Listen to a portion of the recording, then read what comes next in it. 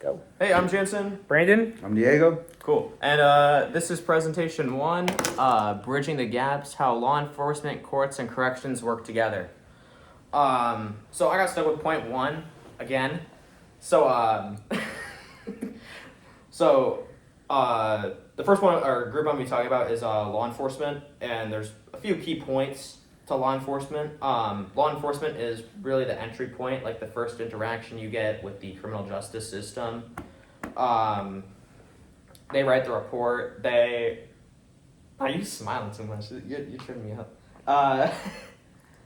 They prevent crime with patrols, investigations, and community engagement. You know, they make sure the community can trust them, and then they conduct, the criminal investigations, interviews, do forensics, stuff like that. They arrest and detain, and then they write the report, send it off to courts.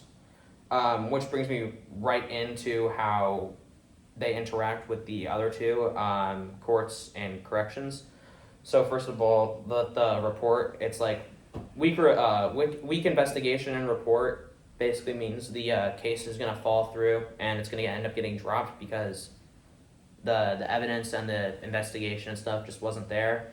And then working also with courts, the courts would be making sure with like the law enforcement that they're not violating any constitutional rights or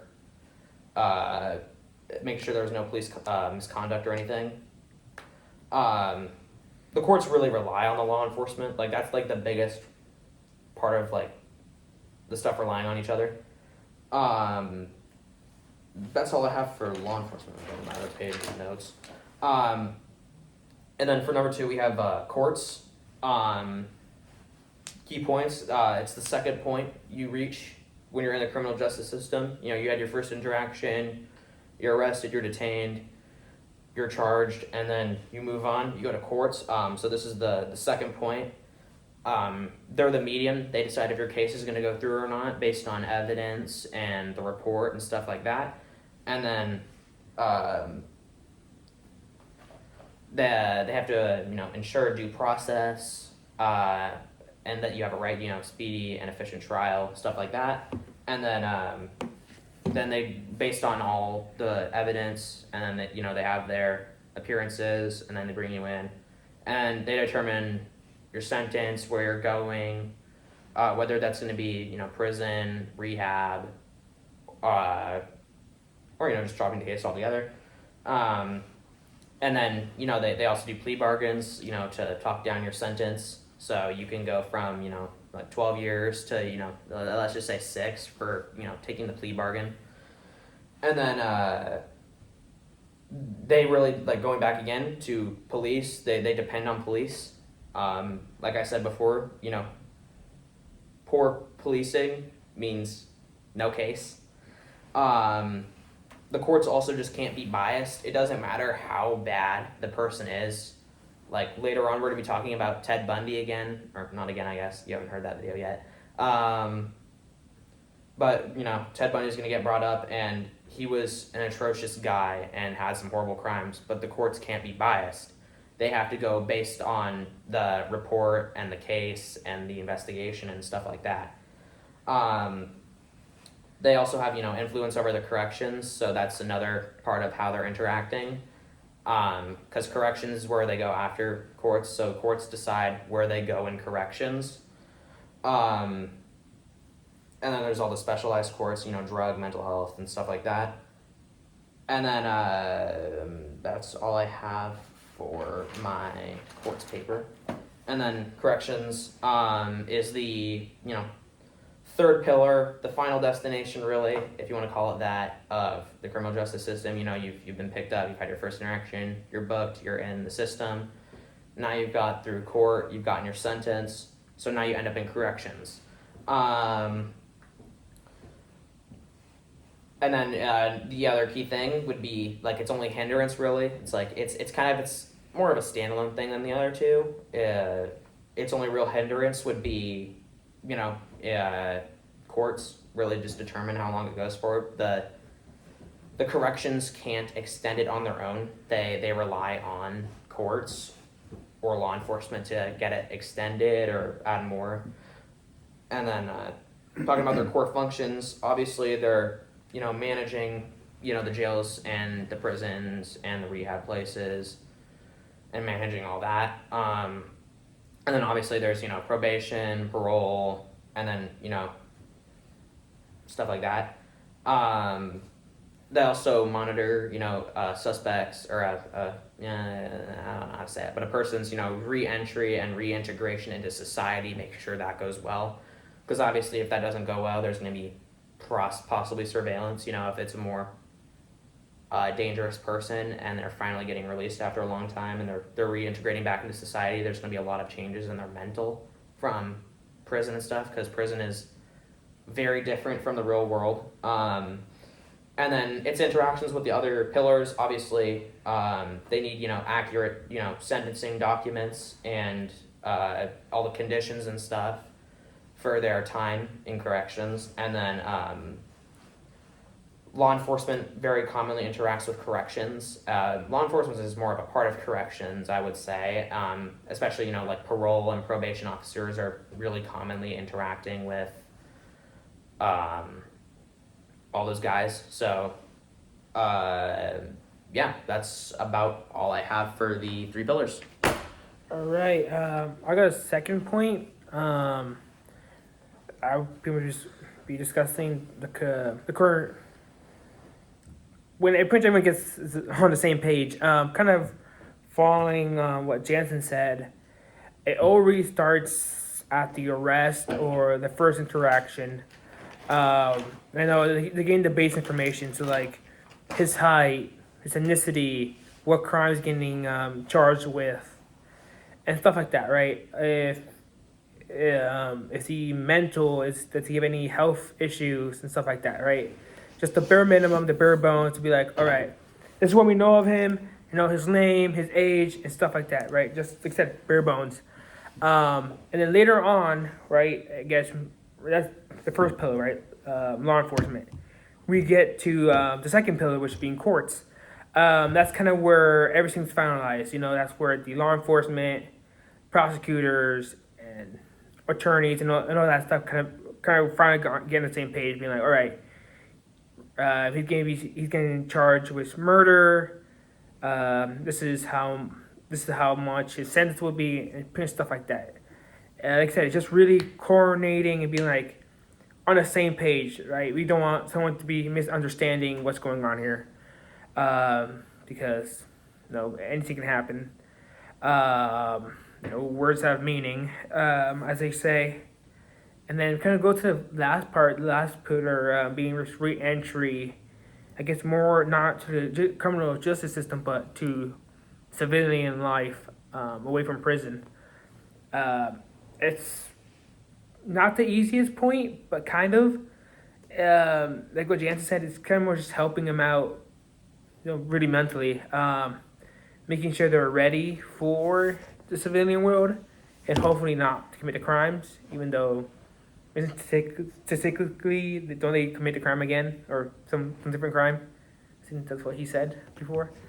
But yeah, that's pretty much it. It's just really everyone getting on the same page. It's really the dumbed down version of it. But yeah, that's just pretty much it for how coordination and information sharing happen between all the members of the criminal justice system. Alrighty, I have the last question. Identify points of function of or breakdowns. Point. I have all the notes under my phone, but I broke them into like different bullet points. And the first bullet point is a plea bargains.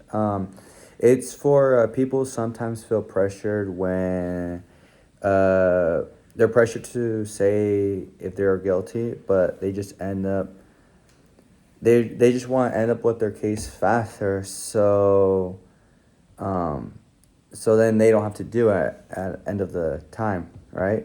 The second point, unfair sentencing, means 2 people who do the same crime might get very different punishments. this can affect whoever, who's under that, who falls under that.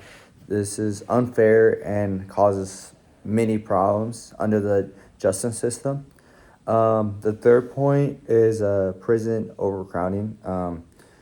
If there's a lot of people, then and with like bad crime, they're gonna take the worst crime and the worst people. So they're gonna take those type of people first if there isn't enough room, just to make everybody safe.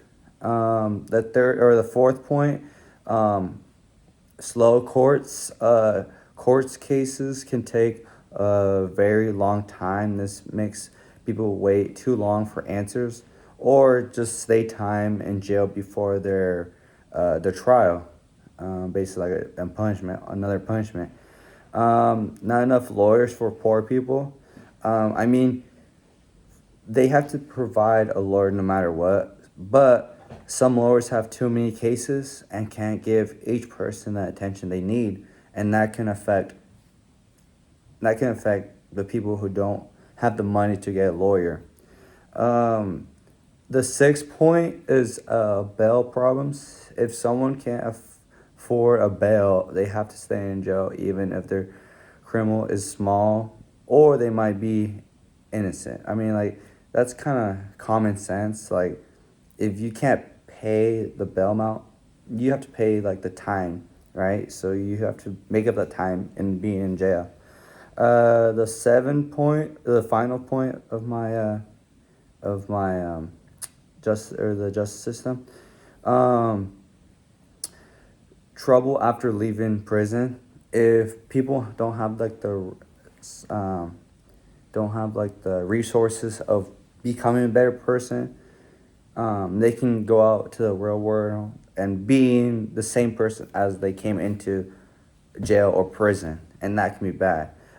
People leaving prison often don't get enough help to find a job or a place to live, which can make them return to crime, and that's kind of common sense.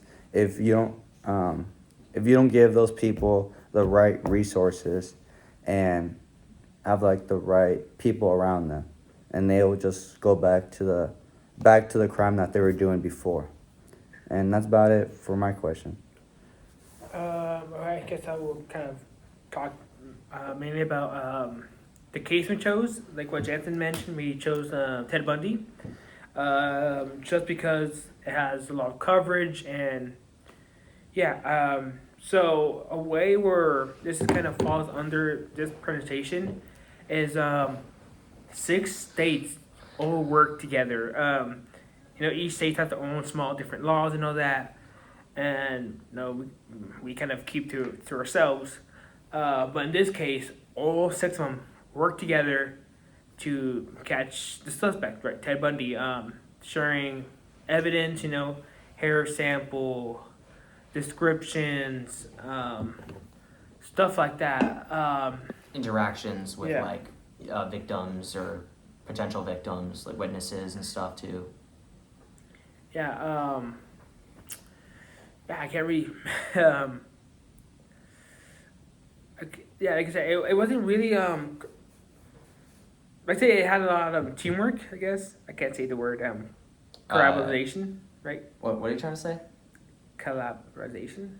Collaboration? Yeah, that word. Yeah, there you go.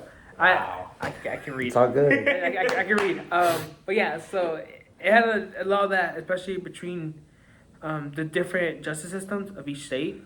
That's really where I can see the main connection. Like I said, sharing information and stuff like that, which I don't think is common. Any other inputs, guys? What do you mean? For just like how they interacted and stuff? Yeah, or like how it connected to. How it connected, yeah, all the 3 Yeah. connected. Well, obviously, like the officers and stuff in question, like for all 6 states, we had Washington, Utah, Colorado, Oregon, Florida, and Oregon. I think I already said that. Which one was I missing? Did I say all 6?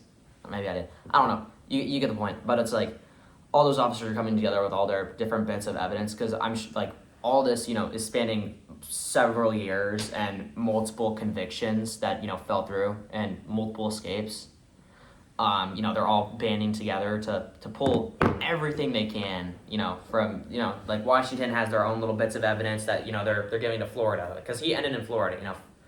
Washington's giving their stuff, Oregon's there giving their stuff, Idaho, Utah, Colorado, they're all giving it over to Florida, because that's where, you know, Ted Bundy ended up in his final before, you know, he eventually got stuck there and, you know, wasn't able to escape.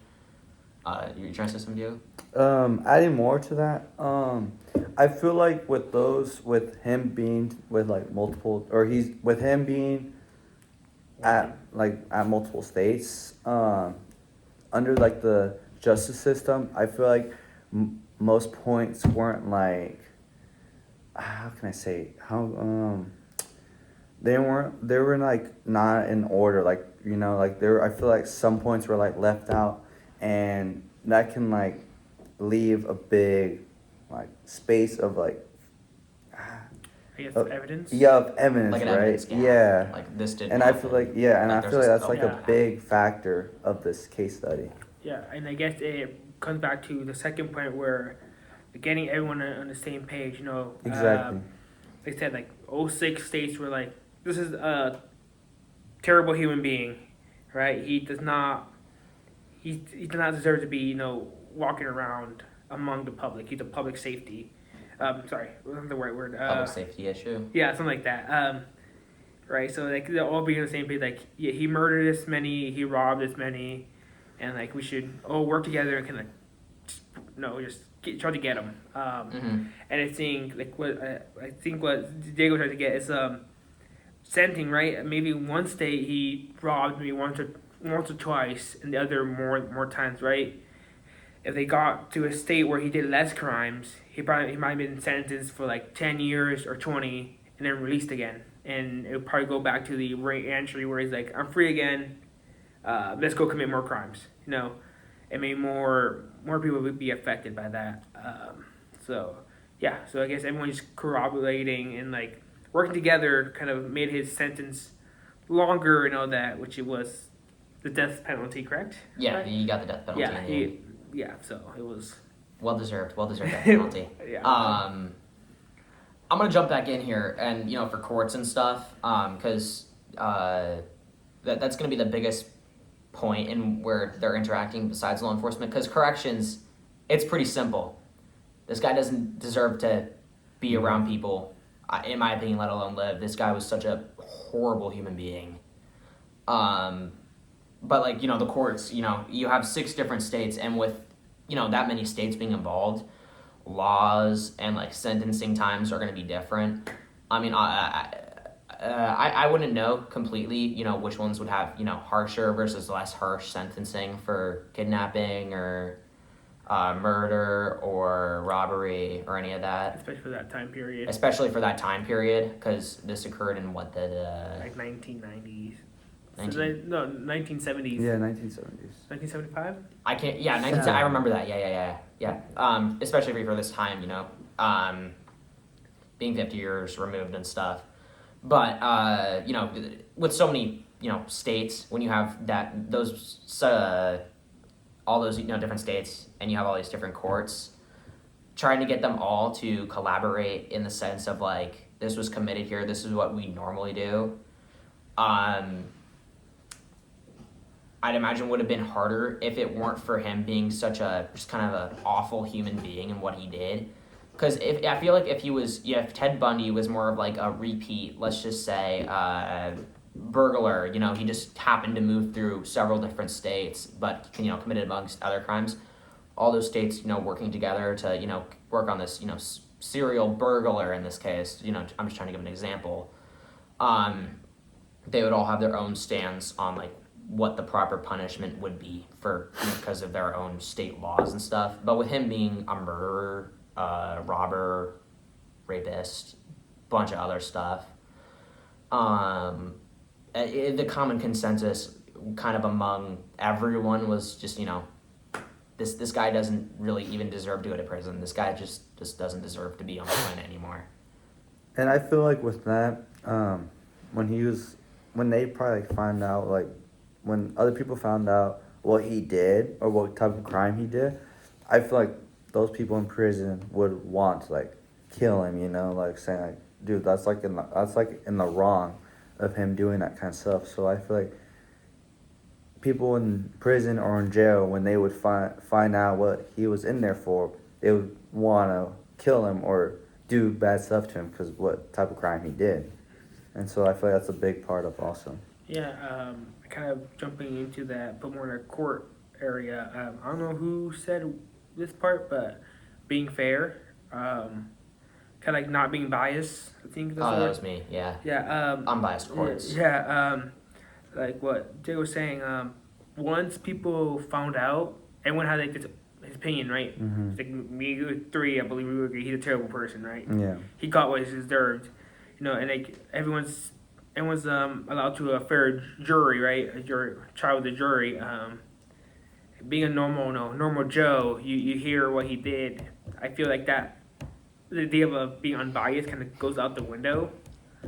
Because we could all agree, you know, murder is quite bad, especially the amount he did, right? I mean, not saying murder is good, but like the extent like that, the idea of being unbiased kind of leaves the window, you know?